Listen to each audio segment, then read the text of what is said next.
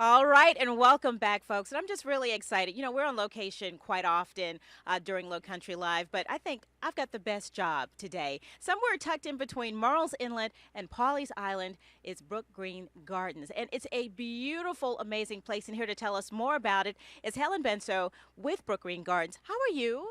I am wonderful. Thank We're you so for glad you're here. Thank you for having us. When we first came out, because, things were just opening up here, just to hear it start to come to life, it was so very peaceful out here. It's been around for about 84 years. Yes. And for people who didn't know that this place really existed right here in the Low Country, give us a little history.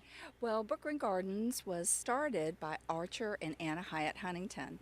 Anna Hyatt Huntington was one of the world's foremost sculptors, and Archer Huntington was a million zillionaire. So they have a connection to the Huntington Beach in California and Huntington Library, same family, Okay. just on the East Coast. And they came here originally because Anna had tuberculosis and they were going to build a winter home. But once they got here, they fell in love with the place and they said, let's open a public sculpture garden.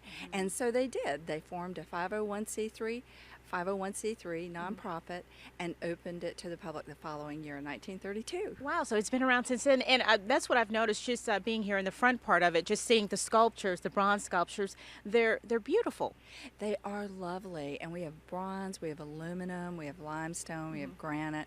We have about 350 artists represented here and over 1,400 pieces of sculpture in the collection. Wow, and besides that, let's really get down to the nitty gritty, the stuff that you can come out here and bring your families to, because it's both educational. You said you want people to go away with their hearts being touched and their minds being taught. Is that what was that you came up with? Touch the heart and teach the mind. That's it. Sort of our That's it. motto. And Yeah. what we do is we interact. So a boat ride down the creek on the pontoon boat becomes a history lesson.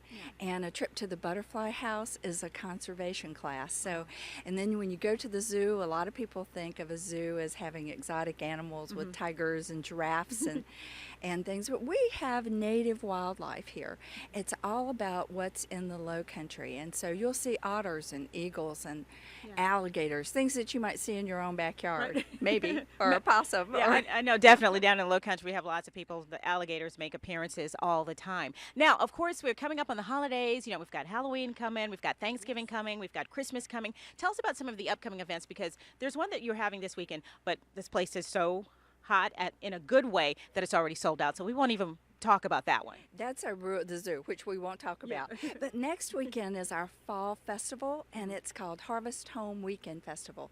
And it is just fun for the whole family. This place turns into a giant playground, and you have scarecrow building, pumpkin painting, hay rides, all kinds of fun things. There will be costume characters in the Enchanted Storybook Forest, and not so spooky boat cruises and all kinds of fun stuff. I really like that, especially, the spooky part and things of that nature. What else do we have coming up? And then at the holidays, we have our most fabulous event of the entire year. It's called Nights of a Thousand Candles. It's the first 3 weekends in December, and we decorate the gardens with 5,500 or more. Who sets that up? Yes. Yeah, candles. All of them. Okay.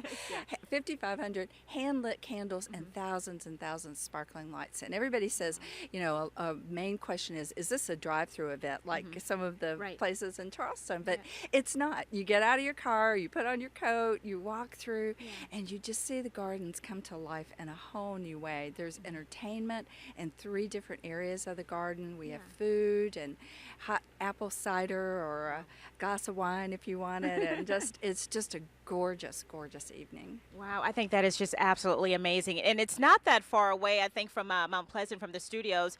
We drove up. It was maybe an hour and 15 or 20 minutes or so. We had to make a little pit stop along the way.